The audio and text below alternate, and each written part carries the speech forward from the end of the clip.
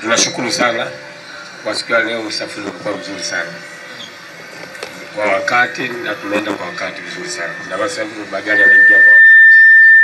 Tunashukuru kwa hilo.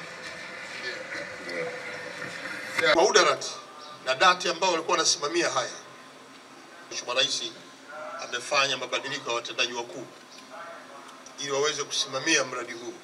Amefanya mabadiliko dati, amefanya mabadiliko udarati. Kwa hiyo tunaamini viongozi wanaokuja watasimamia vilivyo, ikiwemo na njia ya utozaji nauli sasa itakuwa ni kwa kielektroniki badala ya fedha cash. Hii inapunguza mianya ya walio na nia mbaya au watendaji wetu wasiokuwa waaminifu kupokea fedha kwa njia ya mkono. Tulishakuja mwaka 2022 tukaagiza kutokuwa na kutekeleza kwa haraka. Baada ya mabadiliko haya tunaamini anaingia atasimamia hilo. Moja, hizi sekta binafsi zisipate hasara. Lakini mbili, sio lazima abiria wao wanatembea na cash, fedha cash. Watatumia kadi zao. Na tumeshaagiza kadi zipatikane kwa wingi. Kadi ziuzwe kwa watu wananchi tena kwa bei ya kawaida ili aweze kuweka fedha kufanyia shughuli zake. Lakini tulishaagiza kadi hizi zisiwe za mabasi peke yake. Zitumike kwenye mabasi, zitumike uwanja wa mpira, zitumike Azam ambao pia wameshaanza kutambulisha usafiri wa ulipiaji huo, zitumike SGR, zitumike pale kituo cha mabasi cha Magufuli, zitumike pia hata kwenye maduka makubwa. Kwa mtu ana kadi moja lakini anaweza kujaza fedha, anafanya manunuzi kokote. Kwa Mheshimiwa Waziri wa Sayansi na Teknolojia, ili kamilike kwa haraka na hizi kadi ambazo zinatoka zote ziwe zimeingia kwenye mfumo, zizungumze pia na taasisi nyingine. Nataka tupate kadi moja. Tubaki na mabasi 30.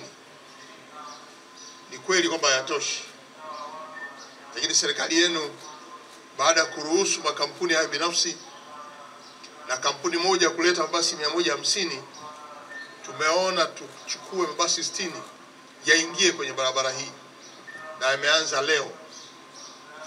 Na kwa kuanza leo ilikuwa lazima tukamilishe mifumo ya gesi, kwa sababu mabasi haya yote yanatumia gesi, na mabasi yanayokuja yote yatakuwa yanatumia gesi au umeme. Malengo yetu ni kuondoa kadhia hii ya barabara hii ya Kivukoni kwenda Kimara. Sasa hivi tutakuwa na jumla mabasi 90.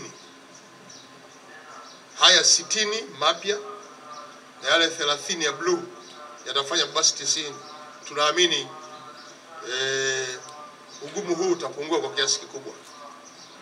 Lakini makampuni mengine manne yaliyobaki yote yanaleta mabasi. Kwa hiyo kuanzia sasa tutaanza kupata mabasi mbalimbali ya makampuni hayo mbalimbali ili idadi ya mabasi iweze kuongezeka. Kwa ndugu wananchi, tumekuja kuona hali hii na kuwapa faraja kwamba kero hii tunaipunguza kwa kiasi kikubwa. Na naomba mtuamini serikali kwamba tunafanya kazi hii ili kuondoa tatizo la usafiri hapa jijini. Kuingia kwa mabasi haya 150 na kuyaingiza kwenye njia hii mabasi 60 pamoja na yale zamani 30 na kufanya 90 yatapunguza msongamano.